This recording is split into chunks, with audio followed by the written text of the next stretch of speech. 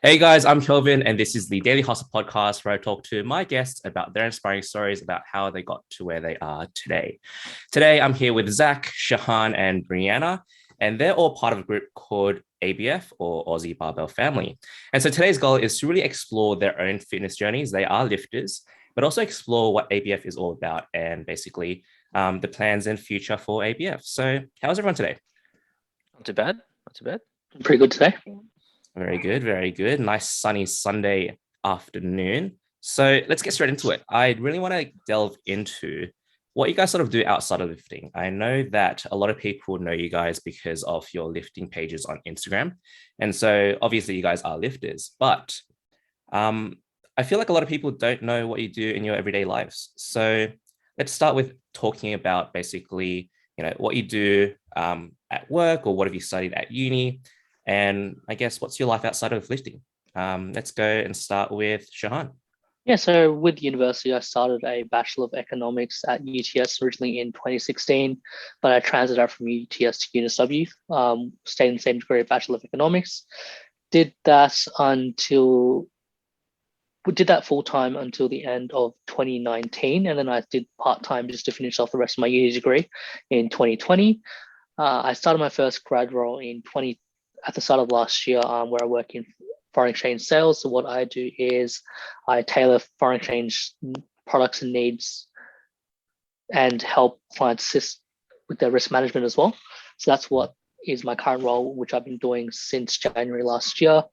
At the meantime, that's the current thing I'm doing outside of training wise. I play a lot of sport in the form of OzTag. So used to play 3 times a week prior to this lockdown. But at the moment, right now, it's just work and training at home. Yeah. So basically nothing related to lifting. Yeah, pretty much. Cool. Brianna, let's go with you and talk about what you sort of do at the moment. Yeah, so at uni, I started off with a Bachelor of Commerce and Bachelor of Arts, majoring in Human Resources and Criminology. But the criminology unit, even though I liked the idea of it, I didn't really like the unit, so I dropped that.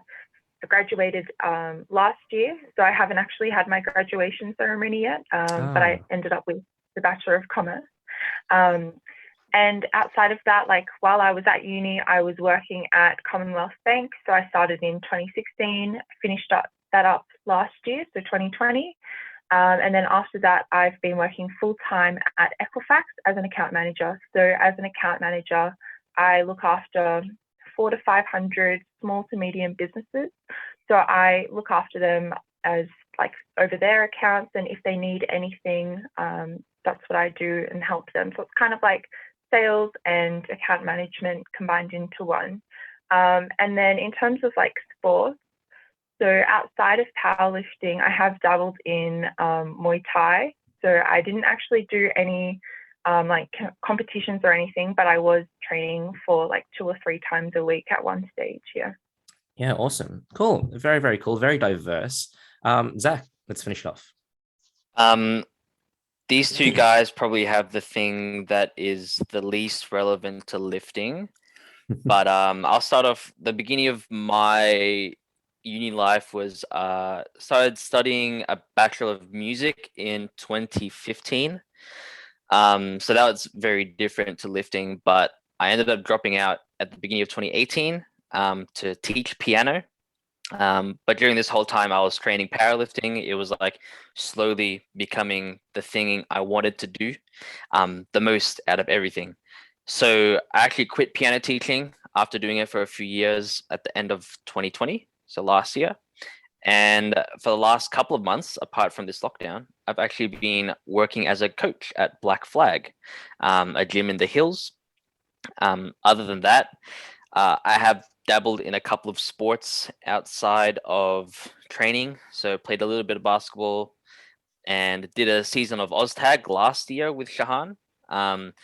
And I did that right off the back of a comp prep, and that was not fun. I was so stiff. I was losing my breath after 20 meters of running, so that was pretty bad. But as of right now, gym's locked down, so can't work. I also was made a close contact at this warehouse that I work at a couple of days ago. So now I'm in my 14-day isolation. This is day 3, so I'm having a lot of fun already. That's pretty much it. So I won't get to do anything for the next 2 weeks. And so that's training included, right? You can't train? Yeah, pretty much can't train either because I have to isolate from my family just to make sure that they don't get it. Yeah. Yeah. Awesome. Well, thanks for sharing that, guys. And it's really interesting to see that, Shahan, Brianna, you guys do nothing remotely related to lifting in your everyday lives. Do you guys think that that benefits you in a way where you get to remove yourself from that sort of lifting environment, or would you prefer to be in some sort of lifting environment as your job? So I definitely find that not doing something lifting related helps me focus more on lifting, because for me personally, if I were to spend my recreational time in my own, workspace, I think I'll just go crazy. Like for me personally, I'm a very efficient person in the sense that I like to do what I want to do in the most efficient, quickest way and the best way possible, right? So I wouldn't want to spend my recreational time in the be in the one spot for 9 hours straight. Let's say coaching and then training afterwards. I would want to keep the two separate. Yeah. So I'm very grateful that instance it's separated for me. Okay. Yeah, I'm pretty similar. I do like that I have my job, and then I kind of use lifting and going to the gym as a way to escape that. So yeah, I like that they are two very separate things. Yeah. And so Zach, I mean, myself included, I am a full-time PT and coach. Yeah, it gets pretty fucking frustrating sometimes when you're in the same place for many, many hours of the day, when you really just want to remove yourself from it, but you can't, because you got to get your training done. You've got to train other people. Can you relate? What do you think? No, I relate to you, and I do understand where these guys are coming from. Before I started training at Black Flag, I was doing other things, of course. But there was something back then where it was like, man, I just want to spend my time at the gym, even if I'm just sitting there chatting to someone, which I used to do a lot before, and not get paid for it. That was the most fun I would be having. But now that I get paid to do it, it's more fun. Oh, cool. Just chat to people, but also doing all the coaching stuff. Yeah.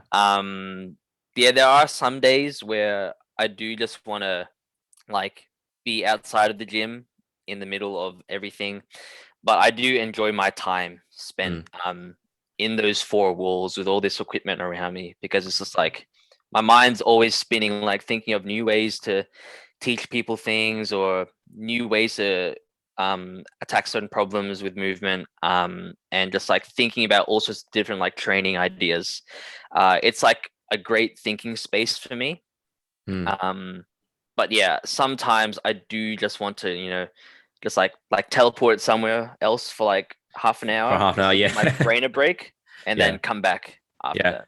I think the thing is, because when you sort of train where you work, you're always switched on, and there are always people who are coming up to you and asking stuff. And for me, I find it really rewarding when people do come up to me and ask me a lot of questions, because it just means that they do value my feedback and input. But sometimes it's just sort of oh man, just leave me alone for this 1 hour so I can just train. But yeah, I mean, it's really cool, because you've obviously found what you love to do, and you're following that, which is what I sort of see it as well. But awesome, guys, thanks for sharing that. Let's move on. Let's move on to where your whole fitness journey actually started, though. I know you guys are very into powerlifting at the moment, but there would have been a time when it wasn't like that, I'm assuming. So let's start with Zach. What was your whole fitness journey like, and how did it start? So growing up as a kid, I played a whole bunch of sports. Dad really likes sports. He goes for the Eels. Shout out to the Eels. I don't support them, but shout out for Dad anyway. I played T-ball for a few years at first, so that was interesting.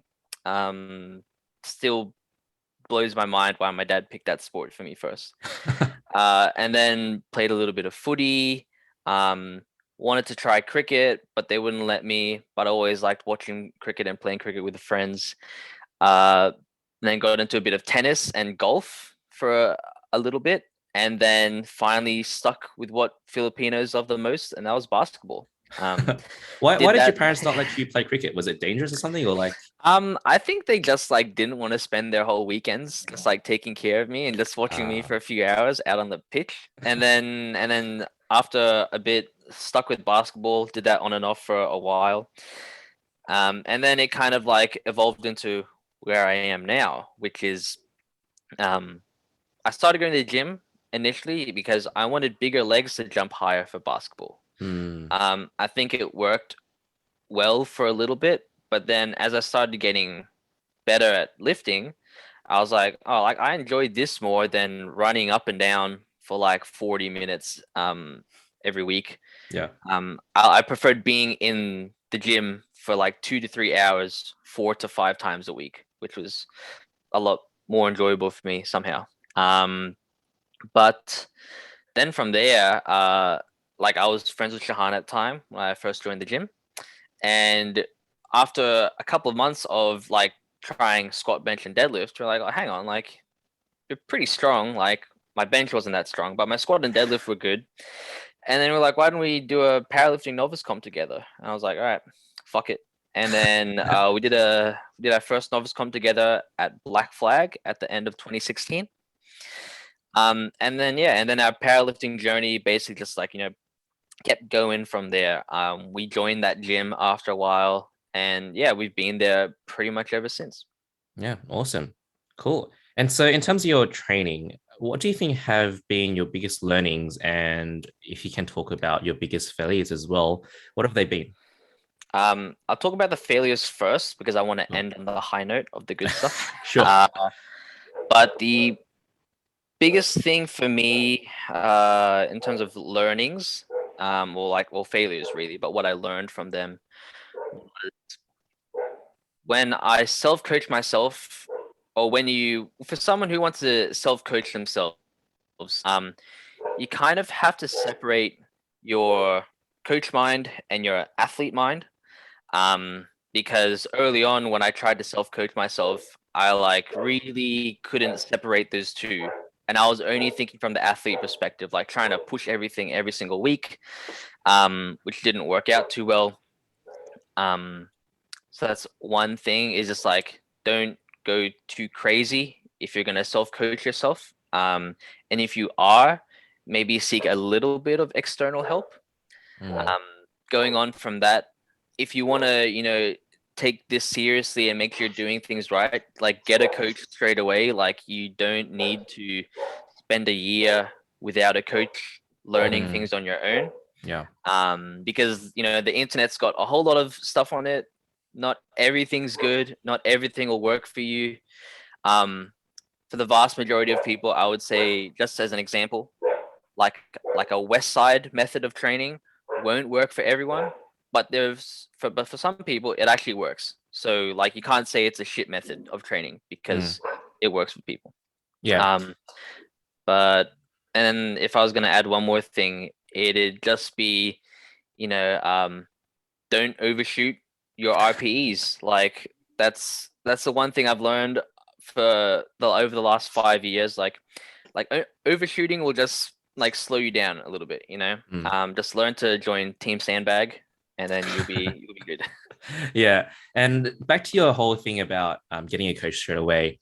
The one thing that I'm really grateful about when I first started my lifting journey, which was actually not too long ago, maybe like four years ago or something, is as soon as I joined the gym, I was like, okay, I should get a PT because I don't want to waste my time doing random shit and trying to figure things out myself. And I think it was almost out of like, I won't say out of necessity, but at that time, I was quite busy. I was preoccupied with uni full time. I was working part time.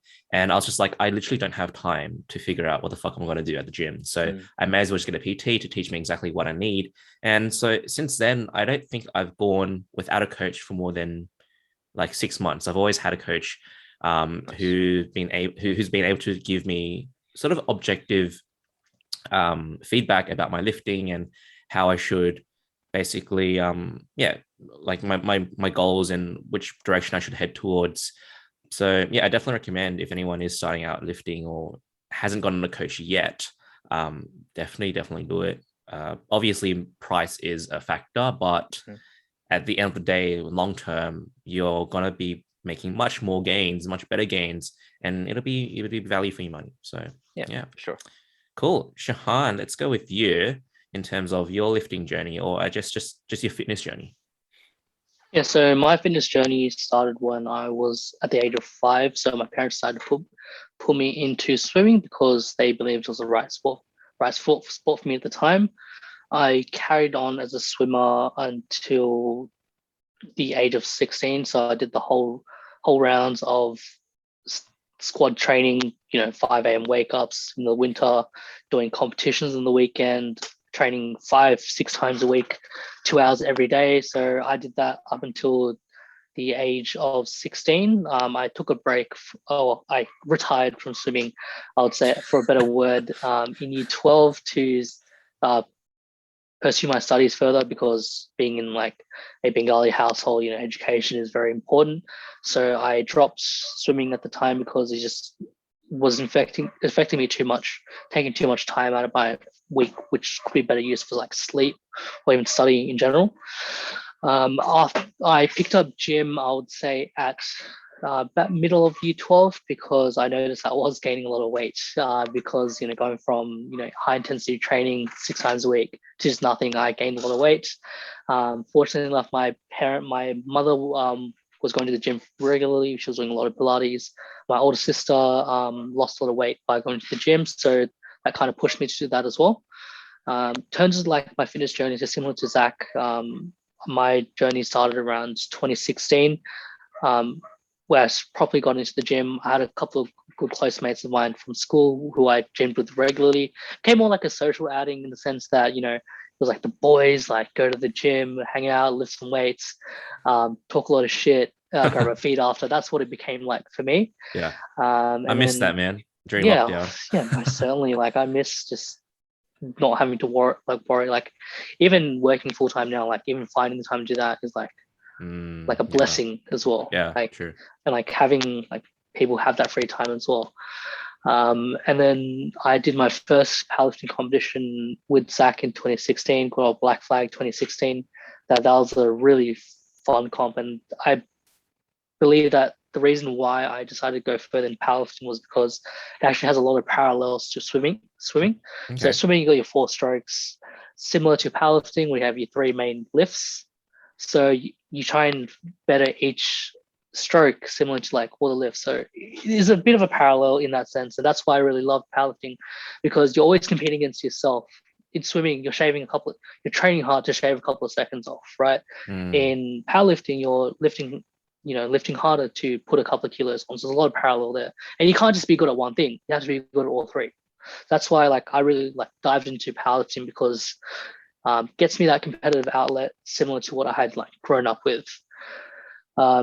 So and I've been at Black Flag since 2017. I think coming up now would be actually my 3-year anniversary around this time. 4. Oh, sorry, it's 4-year anniversary. 4 years of being a Black Flag. Done plenty of comps, a couple of novice comps, couple of sanctioned comps. So definitely have done the powerlifting rounds. I'm not that strong, but I've definitely had my taste for it. Yeah, awesome. Definitely biggest failure, similar to Zach, self-coaching, and I'm very stubborn. I just I'm a very stubborn person. I'm admitting that. And I couldn't separate the coach and athlete brain. I would write myself a program and be like, no, I don't feel like doing this today. So definitely self-discipline also from an early onset was I would say a big failure of mine. Just doing and listening to what I had said to myself. So definitely being stubborn and not really separating the two, athlete and coach brain, really probably was my biggest failure. Definitely can convey what Zach said, get a coach earlier and just listen to people, listen to what they have to say. And that'll bring out the best. So yeah. Awesome. Cool. Thanks for sharing, man. Briana, let's delve into your whole lifting journey and fitness journey. Yeah, so mine's a little bit similar to Shahan's in the way that I've always been a swimmer, like growing up. It kind of came from like my cousin, who's a few years older than me. She is a Paralympian, so she actually went to 3 Paralympic Games to represent Australia for swimming. And so like that kind of like, I was always inspired by her to be a swimmer. So I took that quite seriously from like year 7 to year 12, or like just like first year of uni, but unfortunately stopped that because the pool that I was swimming at, it closed down for renovation. During that time, like when I was younger, I also did like, I tried table, netball, like those kind of things, but didn't really like them that much. So just stuck to swimming. But then after that, so like from 2015 to 2016, I had like a year of like not training, not doing anything. And unfortunately, I put a lot of weight on because I kind of, like when you're a swimmer, like you eat a lot because you're so hungry. Like you've trained, you've swum like 6 kilometers like a day. Yeah.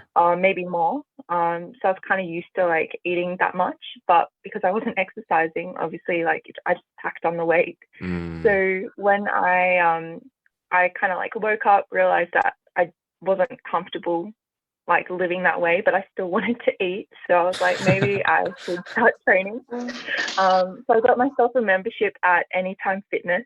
Did not go. I went, I think 4 times, like the whole year that I had a membership. And I was like, no, this isn't right. Like, so I joined another gym that's quite similar to F45. And they had like a 12-week challenge. You know how they do that. They rope you in with those challenges. And I was like so into that, like the conditioning classes. They started strength classes as well. And then from there, I was like, like I'm lifting. Like that's when I started to like do squat, bench, deadlift. I was quite competitive in those classes, but like I didn't really know that there was anything more. And then I came across my coach at the time, Chris. So from that, he introduced me to like powerlifting. So I did 2 novice comps and 2 sanctioned comps through GPC. So that was like, yeah, that was the best thing I've ever done, was to get him as my coach and like introduce me to this whole world, where I could be a bit more competitive again.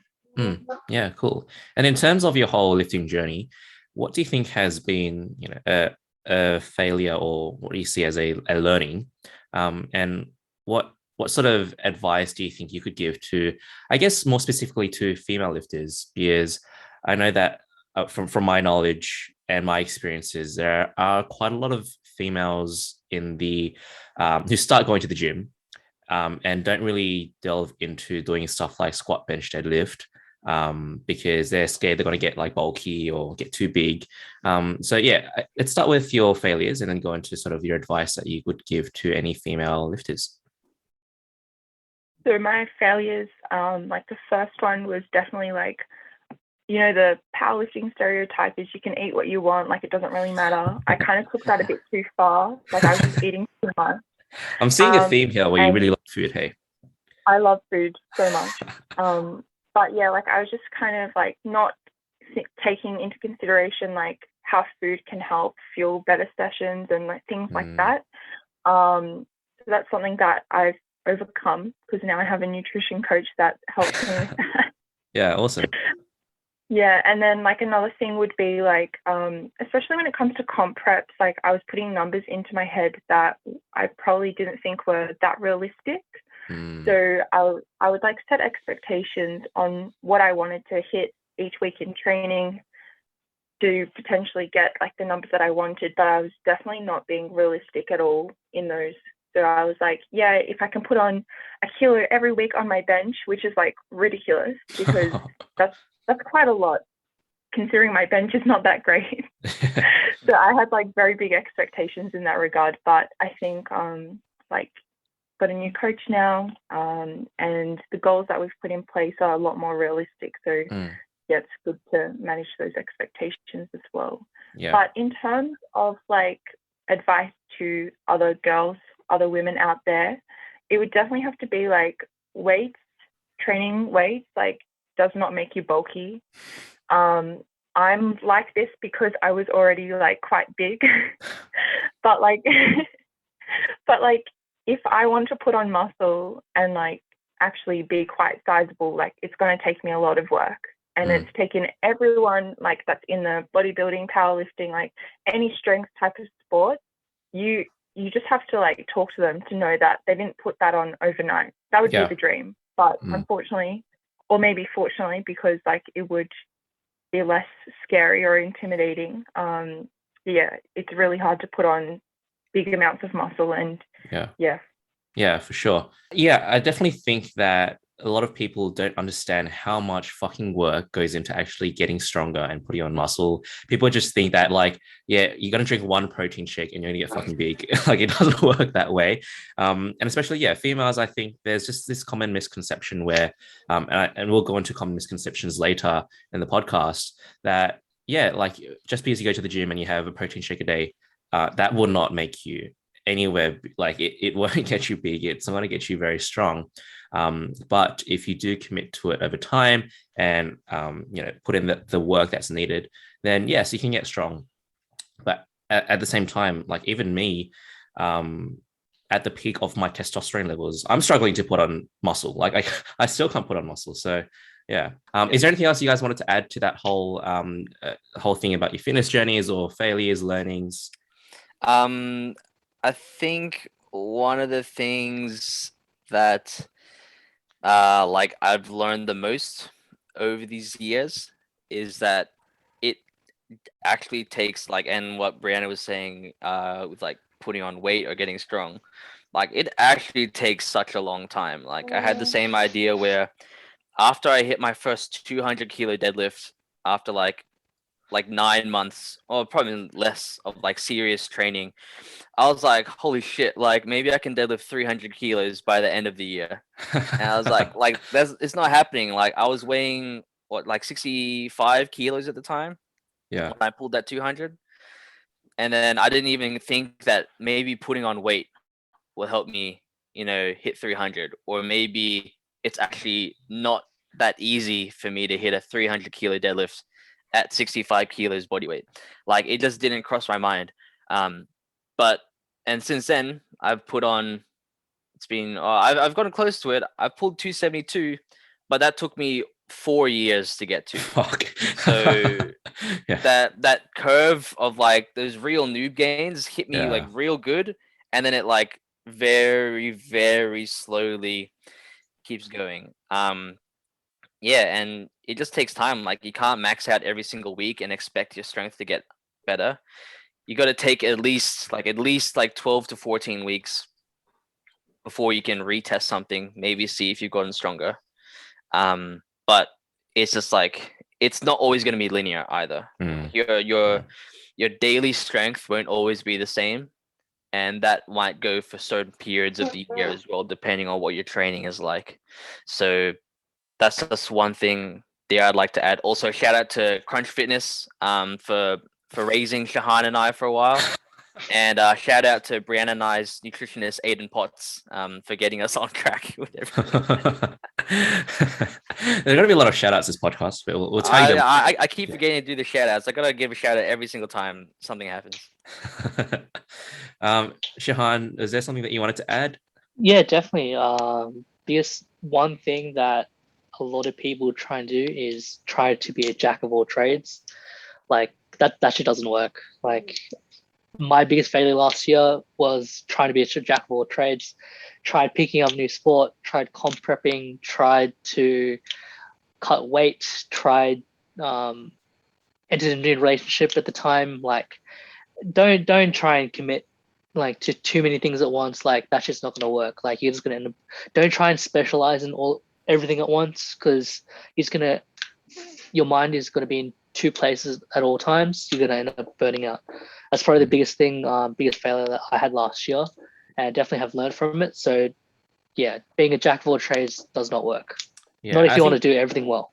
Just building on that, Shahan, one of the learnings that I've sort of reflected on is the fact that you should, or you might benefit from actually surrounding yourself by people who are smarter in certain things, in certain areas, rather than trying to become a specialist or becoming an expert in every area that you're interested in.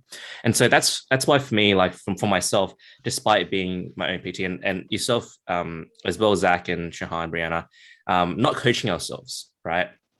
Because having someone else who is your coach rather than coaching yourself, one obviously gives you those objective or another perception or third party sort of perspective on your lifting, but also you could learn from them as well. And so for me, I've always made a real effort to surround myself by people who I think are smarter in their sort of fields and can help me in those sort of fields. Like for example, like that's why you go see an accountant, right? Because obviously you're not going to be able to do your own taxes and stuff sometimes if you're running your own business. Whereas if you get the help from an accountant or someone who is more knowledgeable in that area, that's going to help you in a much better way than trying to sort things out yourself. And so I think a lot of people try to sort of do things by themselves. For me, honestly, the reason why I was doing a lot of stuff by myself is because I was trying to save money. And that turned out not too great for me because there was a lot of a lot of mistakes made which didn't have to be made. So yeah.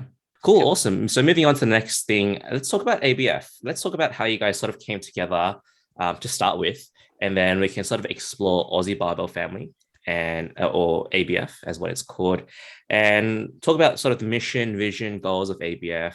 But let's start with how you guys sort of met. I think I want to talk about that sort of story between you three and how ABF came to be.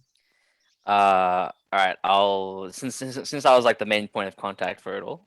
So we originated from this American Facebook group called Asian Barbell Family. So they're also called ABF, and we were like the Australian contingent at the time. This is like midway through 2019, and we just started, adding more people to this Facebook group and group chat as well. Just trying to create like a little community of well, at the time it was kind of almost like primarily just like Asian people. So fast forward to halfway through 2020, so we're kind of like in our lockdown phase.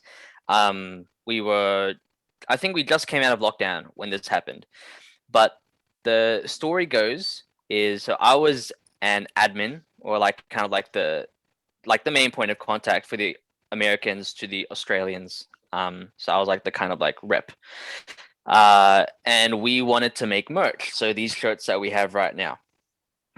There was a disagreement in a way of like the logo that we are using, right? So Brianna's friend, we commissioned her for it. We just straight up asked her, can you make this design for us? Like, we want to use it on merch, it'd be cool. And then she showed us the design, and then we liked it. We didn't initially talk to her about how much money it was going to be, but then she gave us a price. That's cool with that.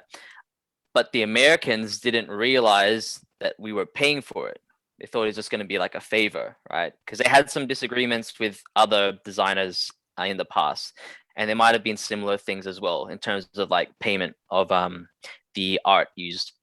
And so the three of us and a couple of other people, we were just kind of like, that's not fair. Like, she took her time out of her day to create this design, and she actually spent quite a bit of time on it, because I can't remember if it was a few days or at least a week before she got the design back to us, because she had other things she had to do as well. So it's not just free time for her to use. So from that point, a small group of us had a discussion about maybe we don't need these guys anymore. And we're like, oh, Aussie Barbell Family still uses ABF. And then it's pretty much from that day on, like, I'm going to say it was like August last year, something like that, where we created our own Facebook group. We just kind of separated the group chat, created our own Instagram page. We got the shirts done. So we've had 2 rounds of shirts. We've had these koala ones, and then we've had the one that Briana has on, the little red panda donuts.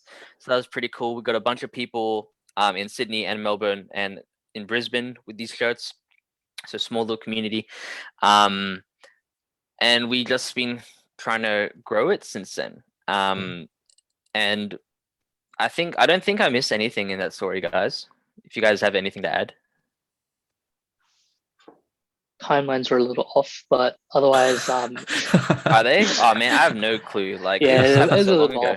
off. Happened in March last year. March last year, we decided to branch off Oh, because earlier. yeah, it was in March before Okay. the lockdowns.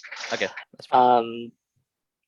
But yeah, like we decided to go and turn it into Aussie Barbell Family because it kept the same letters, but we decided Aussie was much more inclusive of everyone. Like we didn't want to be specifically tailored to just Asian people. Like it just, it's not really what we believed in. So I believe that changing to Aussie made it like really inclusive of everyone within that whole like lifting community space. Yeah.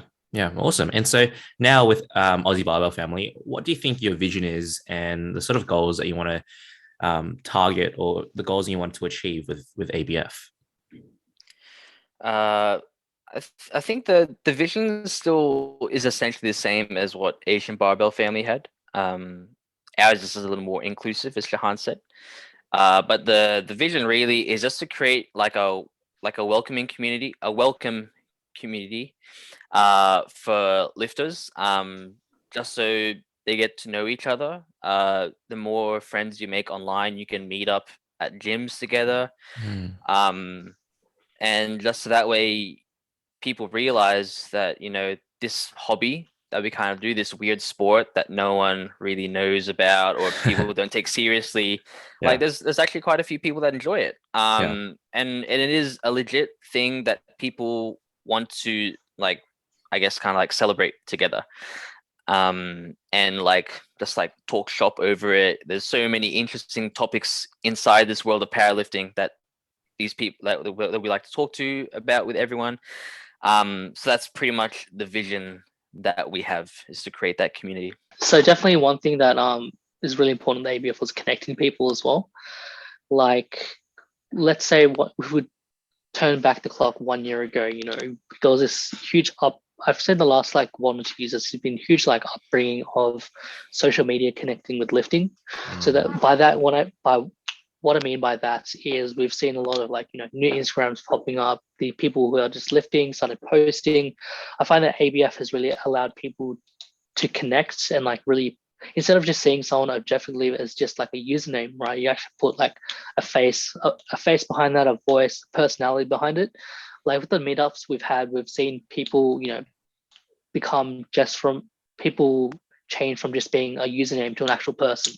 So that's what ABF like is actually pretty important. Like has really allowed for a lot of people to do. Like, I've met, I've followed. You can follow someone but not really know them. But these meetups that we hold really allows for people to get to know each other, people to meet each other. Put some personality behind that username. See them as a person. Yeah, definitely. I think with powerlifting, weightlifting, bodybuilding, all those sort of sports, they are quite individual. Like, it's not like a team sport where you already have that sort of camaraderie with your teammates. You're sort of competing alone. Your comp prep is sort of alone besides your coach. But with a community like ABF, you sort of have people who, for example, there are a few people who I know are competing in the same competition as I am later in the year, and just being able to relate to them and say, hey, we're in this comp prep together. I want to see you at comp. It just sort of, just the vibes, man. Just the vibes are just, they're good vibes. And I think Shout out to the vibes. shout out to the vibes. And I think at the last meetup as well at where was it? Tri-Nation hosted. Tri-Nation, yeah. Tri-Nation? Yeah, Tri-Nation has. Yeah, we had it at PCYC. Yeah, sorry. I didn't go to the PCYC one, but the one that I did go to was Tri-Nation. Just the vibes as well, man. Shout out to the vibes again. It was just shout so out to good. Tri-Nation. Shout out to Tri-Nation. It was just so good to be there with everyone and just say, hey, wait, this guy is, like you said, Shahan, this guy is that sort of username. That's ZT Barbell. That's, whatever. And just being there with everyone and just lifting and having that sort of community and family is really, really nice. It's just nice to be around people who love the same shit that you do and not be judged for it. So, yeah. Cool. Anything to add for ABF and sort of the mission, vision, goals? I think that's pretty much it. I think we've definitely covered it. I think the only thing to add is at the very start, or like when we were allowed to go spectate at comps, like it was a really good feeling. Like I went down and supported a few comps. Like one that stands out is when we went down to Campbelltown for an APU comp. It was so good, like recognizing people, being able to cheer them on, and them knowing that like we were there specifically for them. Like I think it just makes it like a much more like comforting vibe. Like, yeah, sure, you may know other people that you're competing with, but to have people in the crowd like specifically there to cheer you on and like look out for you, like, yeah, that's what I really like about it as well. Yeah, like at APU States early this year, like the session I competed, I believe that at least 50% of the people that competed in that session were a part of ABF. So it really added to like the sense of camaraderie that you mentioned, Kelvin, that like, you know, everyone's there for each other. And it definitely adds a bit of a competitive vibe as well, because you're all friends with each other and you all want to like beat each other. So definitely like that camaraderie is definitely the one thing that we want to like develop further. You know, that being, you know, how we connect to people, how to grow the group. That's our goal for the future. I would say, like trying to build upon that. And in terms of that competitiveness as well, the way I see it is just it's so much more friendly. Like it's friendly competition where it's not like I want to stab you in the back and beat you. It's like, hey, if you beat me, like good on you. I'm going to cheer you on as well. And the person who's, you know, competing against me is going to cheer me on as well. Like we're friends, but we're competing. And like I'm cheering for your success as much as you're cheering for my success. And regardless of who lifts more than the other, we're both happy, which is really, really awesome. And I have seen some pretty bad vibes with bodybuilding, where essentially people are rooting for another person's failure. And so those sort of vibes there, where there's no community, there's no camaraderie, is really it's upsetting to see, and it's tough to handle sometimes when you're the victim of that. Whereas what you guys are trying to build in terms of community and just bringing people together, I think it's a really awesome thing. Thank you. Yeah. Cool. So let's go into some more lifting stuff. I want to talk about some misconceptions that you guys think exist in the lifting world. Common misconceptions or common mistakes that you think that people see. And though we've mentioned earlier mistakes in terms of coaching yourself and sort of not getting out of that coaching versus athlete mind. And then we discuss some misconceptions about females in lifting. But let's talk about some more stuff that you guys think are important to mention in a podcast like this. I think common misconception about powerlifting would be that it's a sport for fat people. Tell me Russell Orhi's fat. Tell me Ashton Ruska's fat. Nah, but I guess there is a common misconception that powerlifters they eat like crazy. They are a little chubby, on the chubbier side. And I don't know, maybe for the community that they're in, like it's real. But there's a lot of people who are fairly shredded out there in powerlifting. But they're also just like the top end guys as well. Shout out to one of our friends, Emilio, or whatever his Instagram handle is, Elmo Cuz or Emilio. Oh man, yeah, he's one of the he's the 1%. He's the top 1% of the top 1%. He's that guy. But yeah, there's I think that's a common misconception.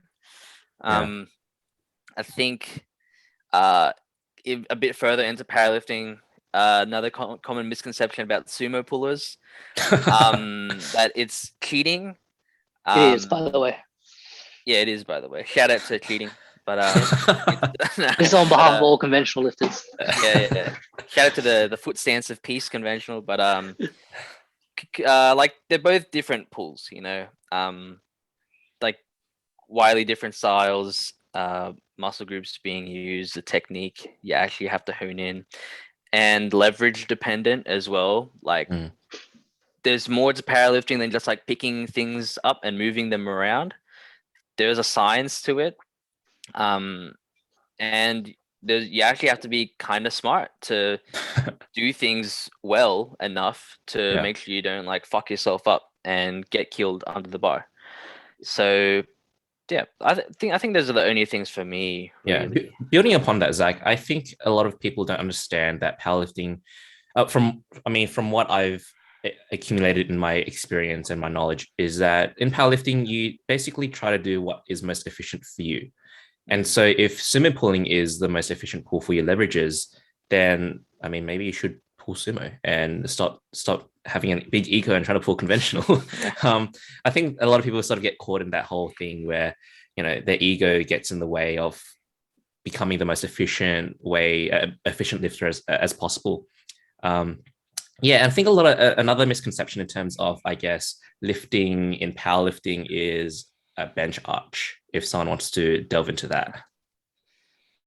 Yeah, I was going to say, like, in terms of like what you guys have both said, like the arch in benching, as well as like working out what's best for you in terms of where your grip is as well. That's something else that's also quite a hot topic. Like, just because you can go to the widest grip that you can doesn't mean that's going to be the best for you. Maybe you would like have more advantage by having a closer grip because that's where you're more powerful. In terms of like the arch itself, like everyone says, oh, I can't wait to see you do that with like a full range of motion. But at the end of the day, powerlifters, we're meant to move the most amount of weight as possible. So like maybe you're just upset that you can't get your arch that big. Oh, Jesus Christ. Hating because you ain't it. Shout out to the haters. like to be fair, my arch isn't that great, but like I'm not hating on people that can arch and have like a ROM this big. I'm impressed. Like that's quite impressive. Yeah. Honestly, I wish I could do that. Like my long ass arms like don't let me do that. Same. So yeah, give us a view of your arms, Shahan. Mate, it's on my albatross. Yeah, Shahan doesn't have great T-spine flexion.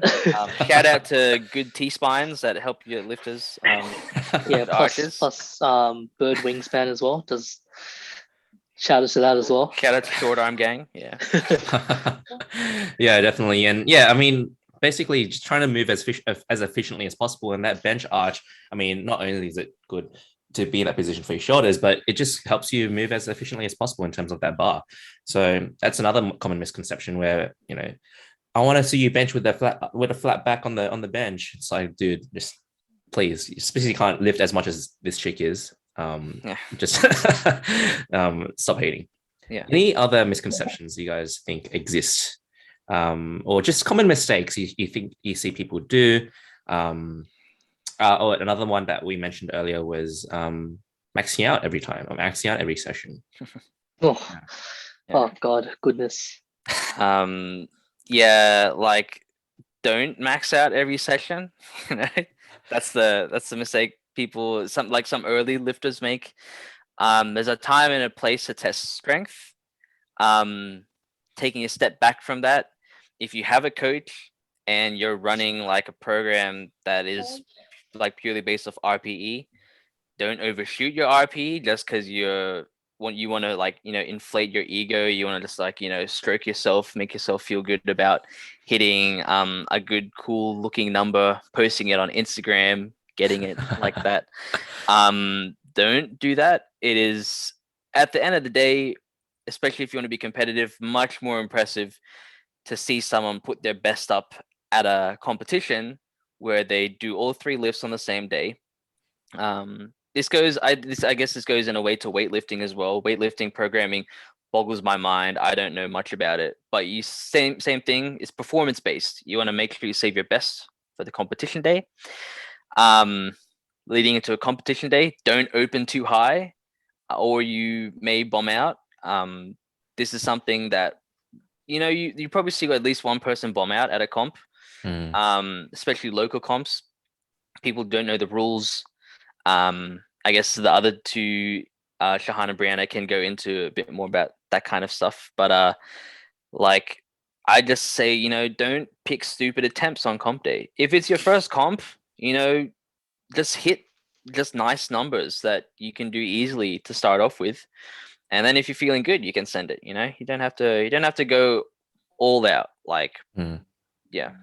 I think that's another thing that I've learned with my training is just sometimes it's better just to be more conservative than full send, because you're much better off playing the long-term game than any short-term satisfaction or short-term gratification from lifting a nice number, and basically, making it detrimental for your long-term gains. So, yeah. Yeah, so following on from what Zach said, like, big misconception is just picking up, like, from your first session to competition, like, no one really cares about, what you do, like, on the day-to-day. Like, it's more so what happens on the platform. Like, you can show off as much as you want on social media, like, oh, I hit a 5 kilo RP, 8 triple, at a lower speed, but no one really cares about that on comp day. Like, at the end of the day, like, the goal is to go 9 for 9. No one cares if you go 8. Like, I'd rather go 9 for 9 than go 7 for 9, but miss out on those 2 lifts because I was concentrating too much on those other things in training that aren't relevant to the final goal of being on the platform. Yeah, doing it for the gram.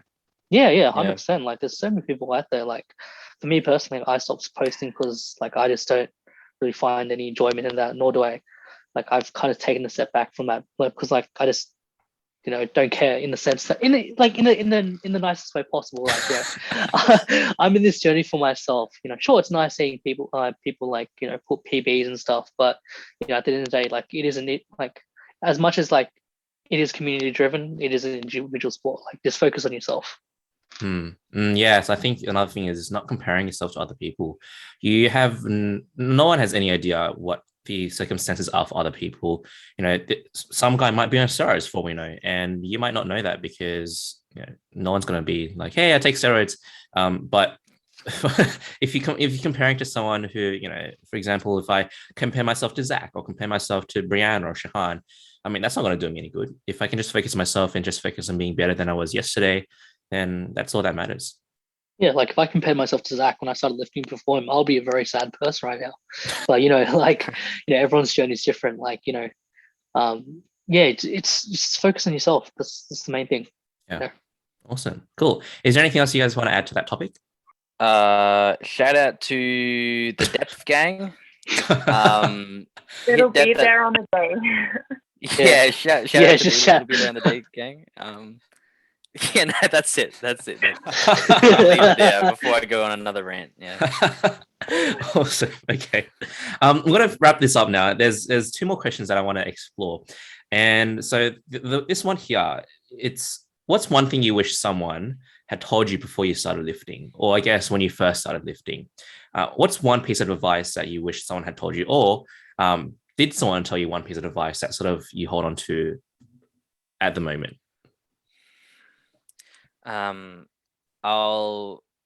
This one's always stuck with me. Do your upper body accessories. That way your bench doesn't lag behind. We'll leave it at that. Yeah. That's short and sweet. Okay.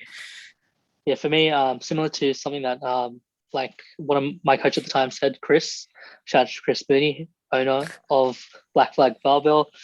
This was when I was mid comp prep, in about just as gyms started opening up again. I was prepping for the first APU comp on the calendar. Don't be a jack of all trades, focus on one thing.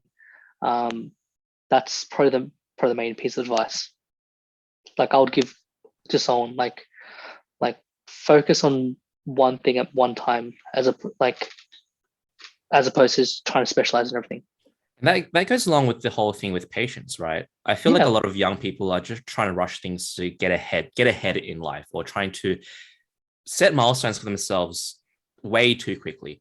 I think a lot of young people don't understand the fact that you have such a long time to make gains. And from what I know, like, your peak performance isn't until like your late, correct me if I'm wrong, guys, like your late 20s or 30s or something, right? No, late 20s to like early 30s, like your prime of your human ability.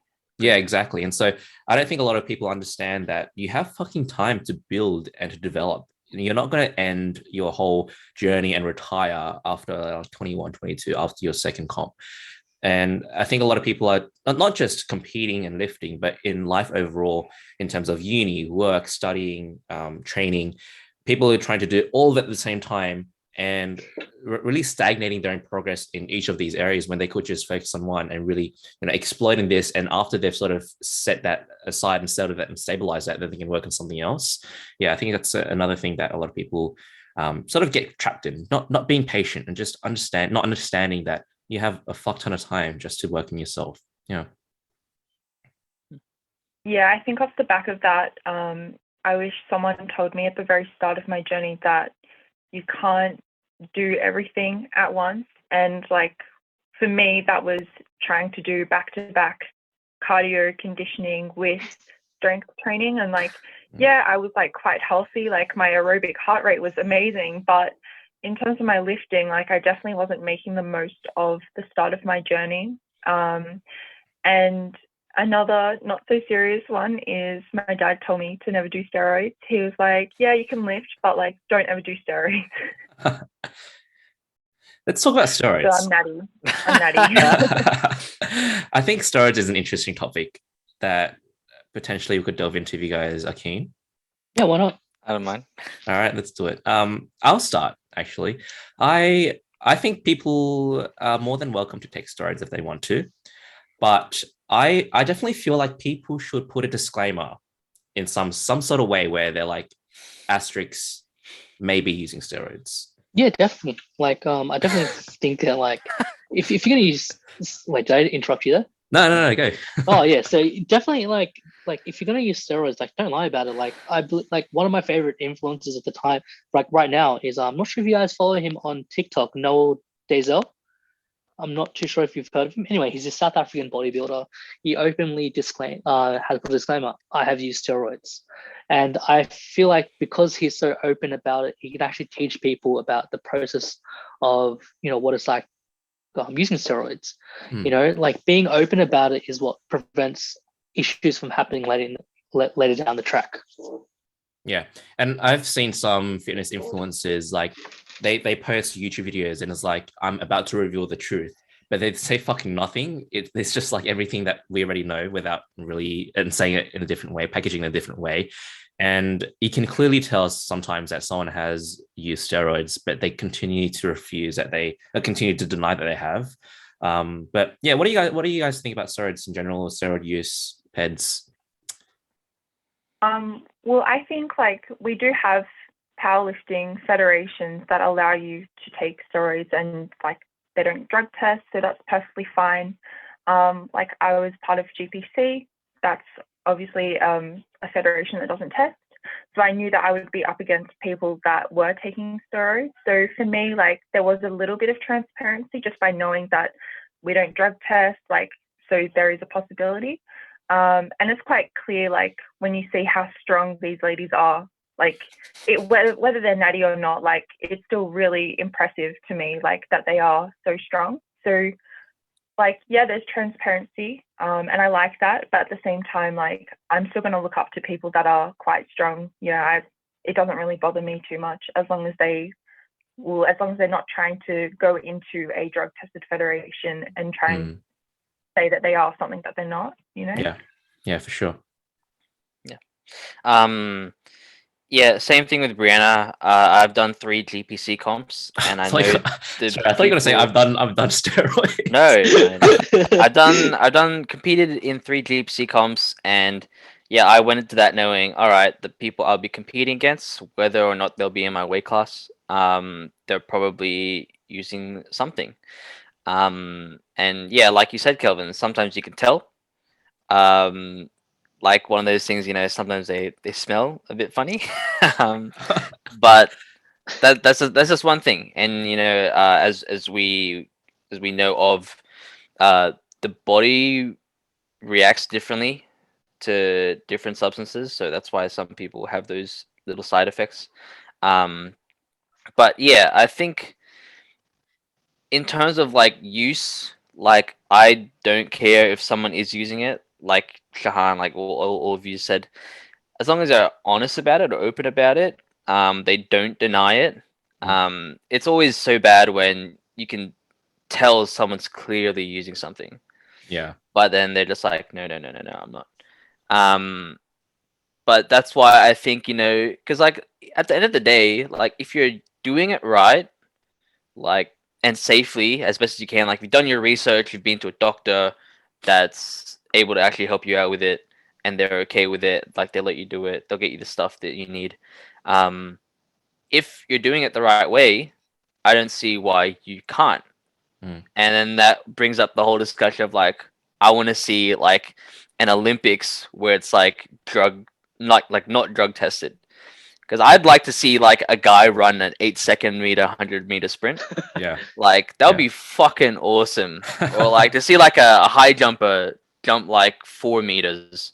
Yeah. Because like what the world record's like, what, 3 or something? I don't know. I can't remember. Yeah. But like, just like seeing people do superhuman stuff would be awesome. But you know, for vast majority of society, any kind of drug's bad. So that's why there's all these laws and everything against it. Yeah, that's true. And I mean, for me, with my fitness journey, I started doing bodybuilding. I started off doing bodybuilding, and I was very much delved into that world. And I honestly didn't know much about powerlifting at all until I started, actually prepping for my first comp last year. No, last year? Was it last year? I think it was last year. Last year, September. Yeah. And so for me, the way I see PEDs, performance enhancing drugs or steroids, is that it just allows the human to achieve their greatest potential, as in it's just an assistance towards achieving their greatest potential. But that's not without saying, obviously, like we said before, if it's a drug tested competition, don't go into it and say that you're natty when you're not. But I think another thing to mention is the fact that people who are on PEDs aren't cheating themselves, because the way I see it is that they still have to put in as much hard work as as natty people to get to where they want to be, whether they're a bodybuilder or a powerlifter. If they're going to be the best of the best in terms of bodybuilding, powerlifting, whatever, they're going to have to train hard regardless. Their food has to be in point. And I think a lot of people think that, once you're in PEDs, you can eat whatever you want, you can train however you want, and you'll make results. You get results. If anything, I think people on PEDs actually have it harder than people on aren't taking PEDs, because they have an extra safeguard that they need to take. Sure, like natural people, we diet hard, we train hard, we rest hard, but I've people who take PEDs have that extra layer of safety that they need to take account for. Like, they have to see they have to see doctors, they have to get tests done just to stay healthy. So if anything, it's an extra hurdle that they have to overcome. That's just like my opinion on that. I understand a lot of people disagree with that, but it's just an extra hurdle that and kind of adds to that success that they have at the end of the day. Yeah, very fair. Awesome. Anything to add on that topic, guys? Nope. Cool. Awesome. So we're going to move on to our last question of the podcast. Basically, it's just talking about future plans, about ABF. I know we talked about it with goals and just sort of growing. We are in the middle of a lockdown at the moment, so I guess meetups are not on the table yet, but maybe we could talk about that. And then just plans for yourselves individually as lifters, goals, career, whatever. But let's start with, goals and plans for ABF. I think, always the goal is to try and run these meetups, but they do get a little crazy in terms of trying to organize how many people will rock up. We've had, over the last couple of meetups that we had before this lockdown, way more and more people rocking up to these things, and we were like, holy definitely. shit, like that Hurstville meetup. The Tri-Nation, there's 30 of us, and then I think at PCYC, there was actually something like that, but then PCYC, there's closer to 40, if not more, of total people coming in and out. And isn't there isn't a lot of equipment at PCYC? There's one. That day I didn't even plan on training. I came after work. I was like, you know what? I'm going to do one thing. I'm just going to hang out with people, talk to people. That was my only plan for that day. Yeah, you did that 5-minute challenge on that air bike thing. Oh yeah, vomiting after. That was fun. Yeah. Context of that was Alex Famin. Shout out to Alex Famin. Came third at APU States under U93s. There was this assault bike. It was fastest 100. I think it was 100 calories, I believe, on that bike. Quickest time. It was 100. Fastest amount of calories, and he was like, "Oh yeah, just do it." I did do it. I did get the second best time after him, Wow, but nice. at what cost? It was At not, what not a good cost. Yeah, it was not. But yeah, just answering the question, I guess the goal is to try and get these meetups running again. We have really tried to organize something every month, but it just kind of ends up being a bit delayed, whether it be like a lockdown scare or just like unavailability of people. But I think at a certain point, when there's enough people around, like we don't have to wait for everyone to rock up, because people will show up if they can. We can't work to everyone's schedule. And I think just like, and apart from meetups, just like growing the online community, Brianna and I run the ABF Instagram page. So a lot of people are training at home right now, and they're tagging us in their stuff. If you're out there listening or watching this, tag Aussie Barbell Family. We will instantly reshare and repost whatever it is you're sharing. And then in terms of other stuff, I guess, well, when we get around to it, we can we'll find or get someone to help us create another design for merch. We have been a little quiet on that front lately. We had a couple of shirt runs early on, but I think it'd be a good time now to maybe get something going into summer with like singlets or tank tops or whatever. I think that would be pretty fun. Yeah, we were planning on doing a hoodie run, but then I think we just got a bit too busy, and then bit too busy. Lockdowns came across, so I guess we kind of missed that whole winter hoodie run. But yeah, definitely something for the summer would be nice. Yeah. All right, let's go into, I guess, your own futures and goals individually. Let's start with Brianna. So I am no longer part of GPC. I'm actually planning on switching over to APU. So my original plan was to compete at the end of the year, just to qualify for states for next year. I guess it depends on lockdown to see how that goes. Yeah. But yeah, that's kind of the route that I'm heading towards for powerlifting. And then in terms of like outside of that, like I'm really happy with my work at the moment, just gonna stay there in the same role and hopefully get better, because I really quite like what I'm doing at the moment. Yeah, it's good. Yeah, awesome, cool. Moving on to Shahan. Yeah, similar to Brianna, like, that was always the intention of competing end of this year. I still want to get that 500 total as a junior, but I don't think that's going to happen at this stage, because I'm going to be moving to the Opens next year. Definitely want to get another competition under my belt, because I still want to hit that 500 total. I should have been able to do it ages ago, but life happens. Couple of SI injuries on the way kind of puts you back a lot. I know Kelvin resonates with that one a bit. SI injury. Yeah, Brianna too. It's the cursed word for powerlifters, SI joint. But yeah, I think after I hit that 500 total, I'm definitely going to take a bit of a step back from powerlifting, because there is a sense of fulfillment that you get from I find sometimes there are limited fulfillment in sticking to one thing and just enjoying it. That's why, like example for me, like my hobby / fitness hobby that I generally enjoy a lot outside of powerlifting was OzTag. Like after I did states earlier this year, I definitely took a big break in powerlifting because I just enjoyed that more. For me personally, I cycle between the two. Like I do a bit of OzTag and then a bit of powerlifting. So definitely after I finish that comp prep, I will definitely go back into OzTag just to take a bit of break from it. Work-wise, definitely content in my role. Hopefully get promoted to senior by the end of this year. If within my role itself, if all things goes to plan. But in terms of that, like in terms of immediate future, that's the main thing at the moment. Awesome, cool. And Zach?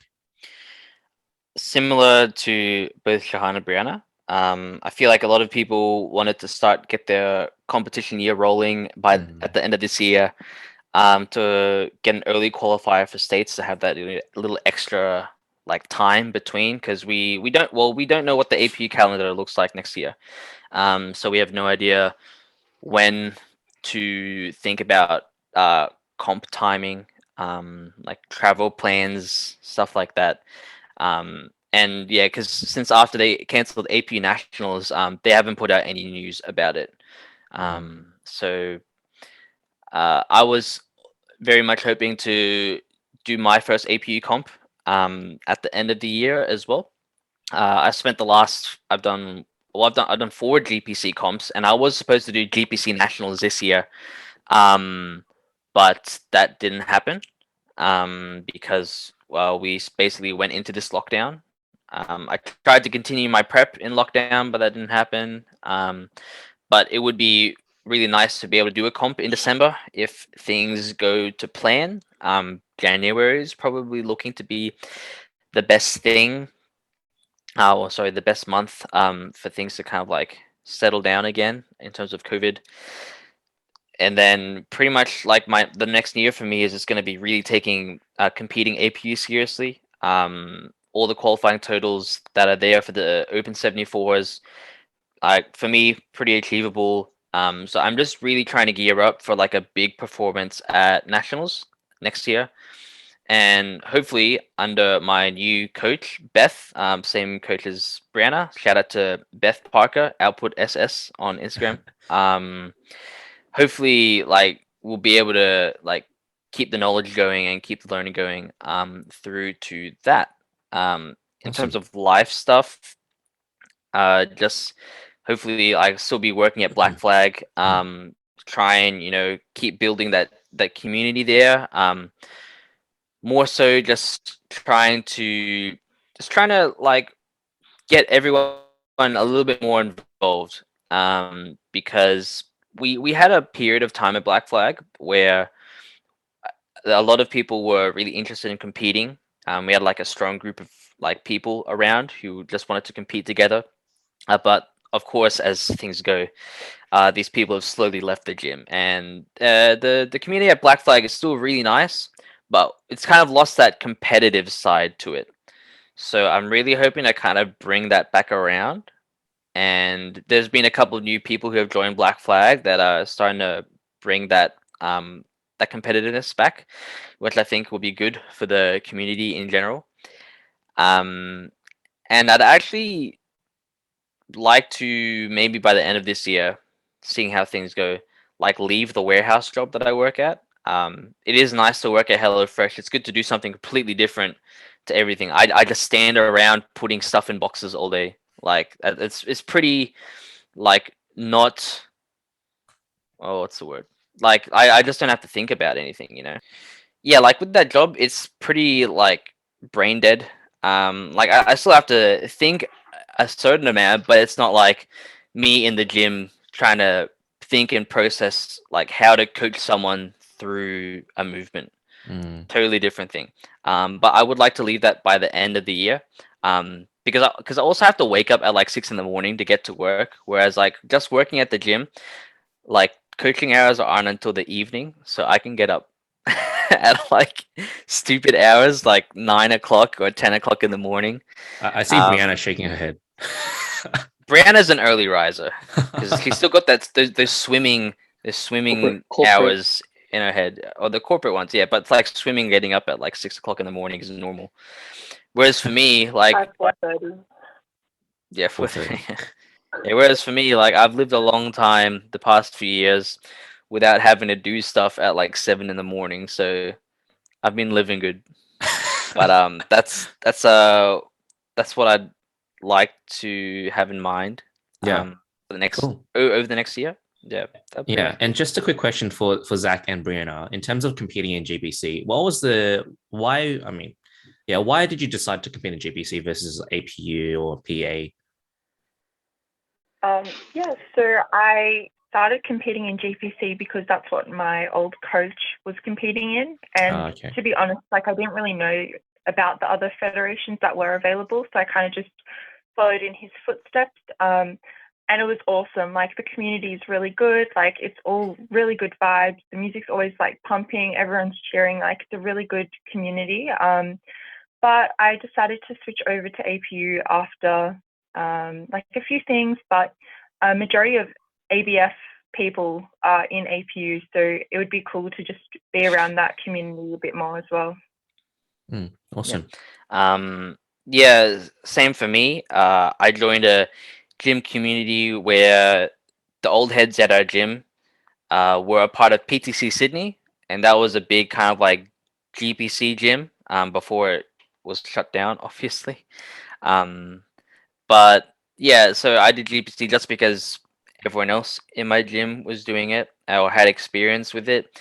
We kind of made it like a group trip, so we did two back-to-back years where we all drove down to Canberra together for a Canberra meet. Cup. That was Yeah, great. Shahan did one of those actually. Yeah, I did GPC first before Oh, APU. really? I only Okay. did one. Yeah, he did just one Ah, GPC okay. comp. Yeah.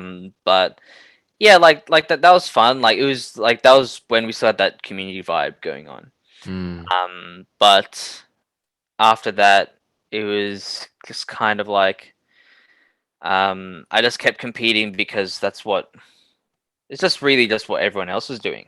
But the reason for the switch, well, there's two reasons. One was just because every time I got into the reps, I became injury prone, especially with my calves.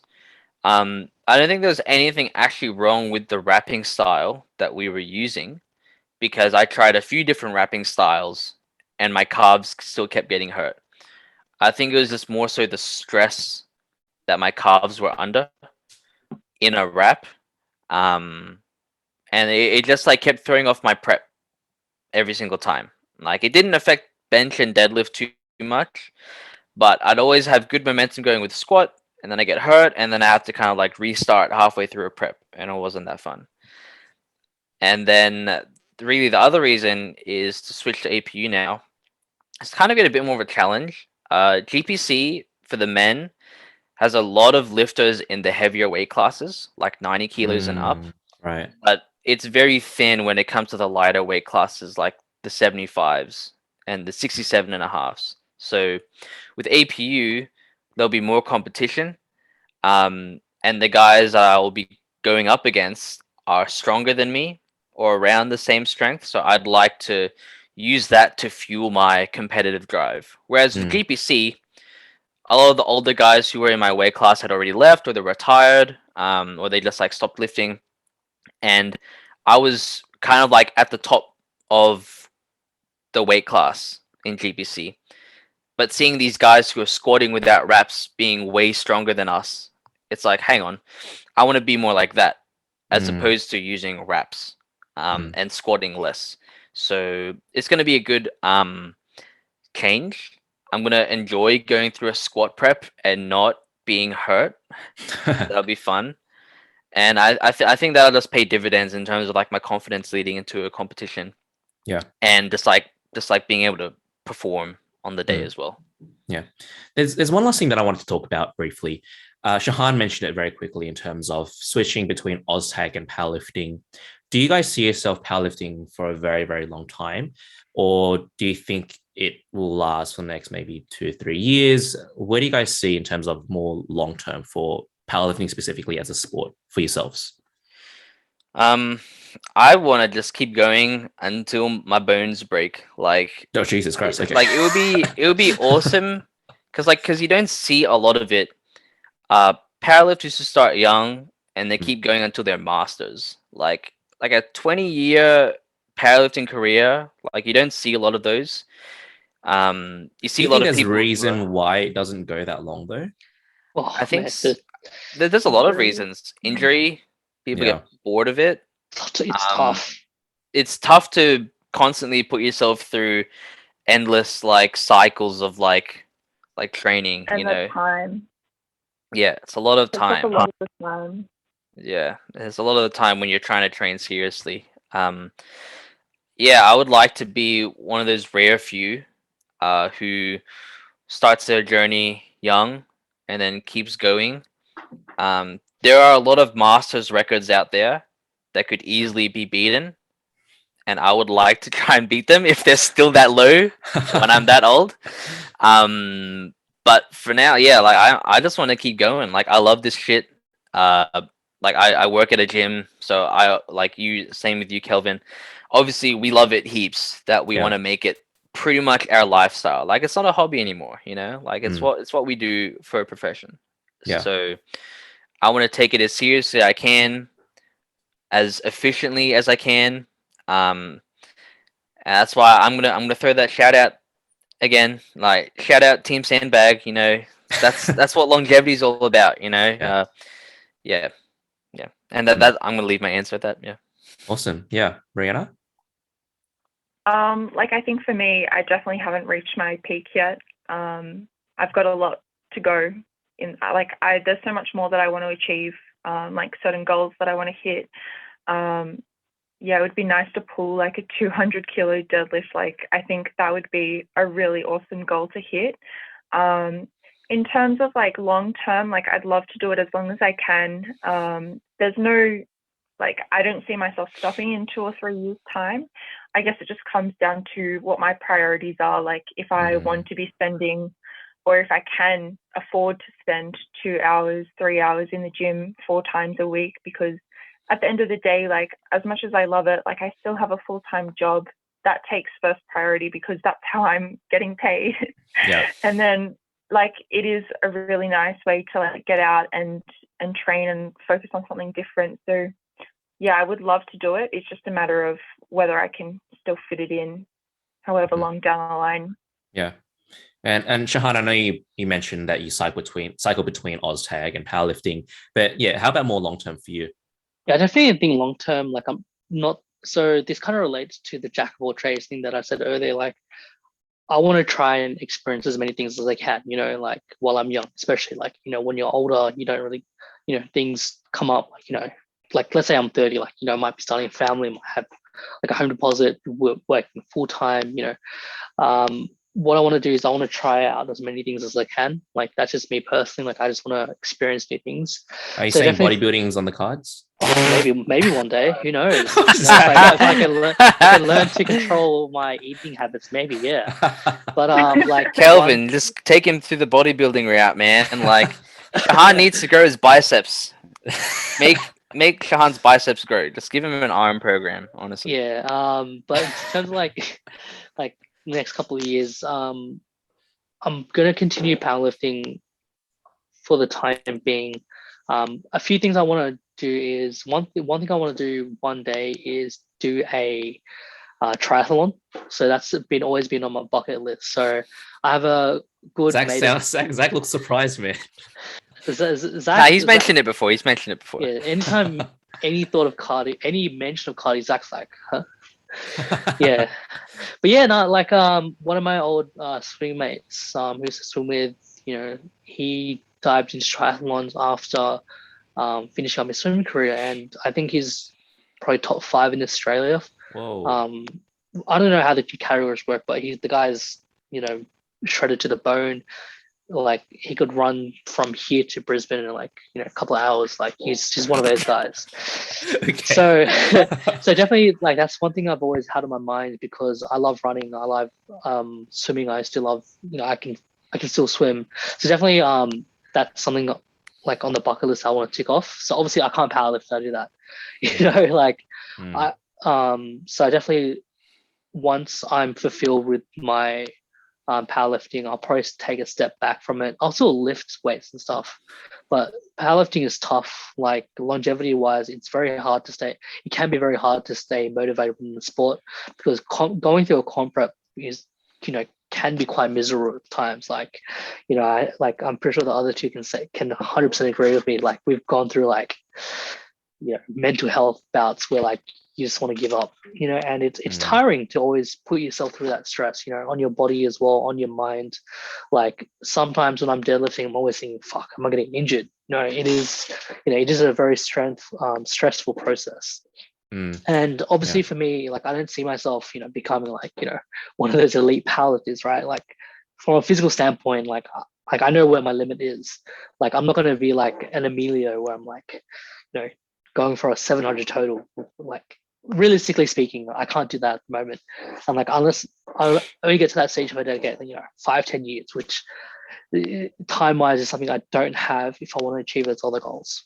So like I've set myself like a realistic goal. Let's say like for me, like in 1 year, maybe 550, end of next year. That's something that's within reason.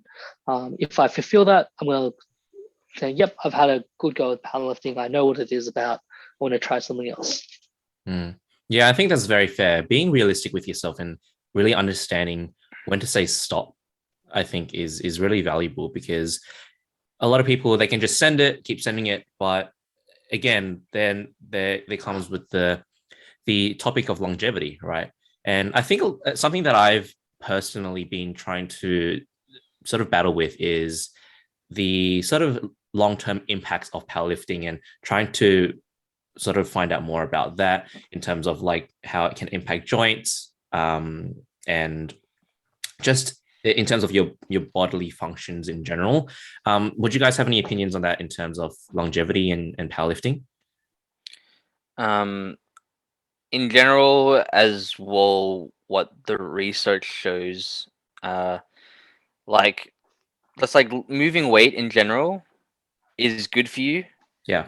Obviously, with powerlifting, you're pushing that to the max. So, the thing is with like taking it the right way, training the right way, not going crazy all the time, like your body will continue to adapt. So your bones will continue to get stronger and your muscles will continue to get stronger. There will be a certain point where it will really plateau as you age and then start to decline. But with like people like you see masters lifters out there who are like 70 or 80, but they move just as good as a younger person, because they expose their body to like actual function. Yeah. Whereas like you see a 70 or 80-year-old who never lifted a weight in their life, didn't do too much sport growing up, or like into their 30s, 40s, they move like robots, like they have the garbage. And I'm sure you experience that, Kelvin, like when older PT clients come in, like they don't move too well. And I see that as well. Yeah, that comes back to the conversation about common misconceptions. And it's something that I'm trying to push my own parents into, to try to get them to exercise and actually weight train, because they're going into their 50s, 60s, and they still don't see the value of weight training for people when they're older. They think that, because I'm going to be lifting this weight, like my bones are going to break. Well, maybe it's because you haven't lifted weights and that's going to happen. But if you do sort of, get yourself into that sort of an environment and allow your body to adapt to that, that stimulus, then you're going to be better off. Yeah, exactly. Yeah. Which is why I think, like going back to the original question, just like as long as you do it the right way, your joints and everything will not like die, right? like you will live a pretty healthy life if you regularly move some weight around and keep your body healthy, because like you're only on this planet for a short amount of time. You might as well take care of your body, unless you don't want to. Yeah, so what they say, like movement is medicine. 100%. Yeah. Yeah. Agreed. Yeah. Awesome, guys. Is there anything else you guys want to talk about? Any other topics? Anything that you want to mention? Shout outs? Any more shout outs? Shout out to everyone listening to this, and for going through like like this journey of everything that we've been talking about. But yeah, just a shout out to all the people that have gotten us here. My coach, Chris Mooney, Black Flag Barbell. I know Shahan already shouted him out. Shout out to Beth already. Did that. Only been under her for a couple of weeks now, but it's been good so far. Learning some new things. Shout out to Briana, my girlfriend. She's in the call. And then shout out to Shahan for getting me into the gym. Yeah, that's it. Nice. That was nice. That's wholesome. Anything else, guys? Yeah, I guess I just want to shout out my first coach, Chris. You can find him on Instagram at Unchained Strength. And obviously, like my new coach, Beth, and our nutrition coach, Aiden Potts. Yeah, I definitely would not be the same person without any of them in my life. And obviously Zach and Shahan are a big part of that as well, because we wouldn't have ABF without them. So yeah, I'm really proud of like where we've come from and what's to come as well for us. Awesome. Shahan? Yeah, shout out to Tony Mai for humbling Kelvin with his deadlifts. Yeah, Oh, man, I'm done with my shout Jesus. outs. Is that it? I'm done with my Are you shout serious? No.